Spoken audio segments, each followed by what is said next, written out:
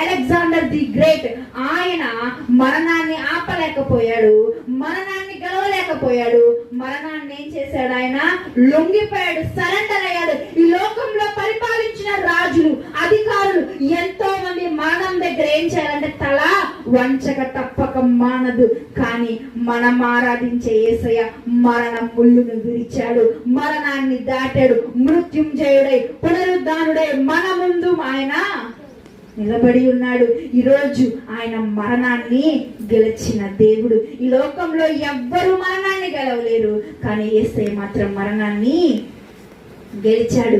ఈరోజు నువ్వు ఆరాధిస్తున్న దేవుడు మృత్యుంజయుడు, ఆయన గొప్పవాడు. ఆయన అంటున్నాడు, నేను జీవమును, నేను పునరుత్థానమును జీవమును నేనే, నా యందు విశ్వాసం ఉంచువాడు ఏమవుతాడు చెప్పాలి? చనిపోయినా అని చెప్పాలి, బ్రతుకుతాడు.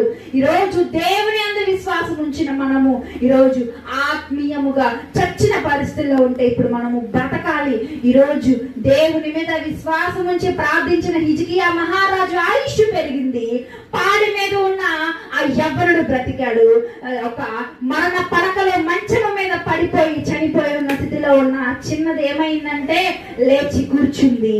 ఇప్పుడు చచ్చిపోయి శవమై 4 రోజుల నుంచి కంపు కొడుతున్న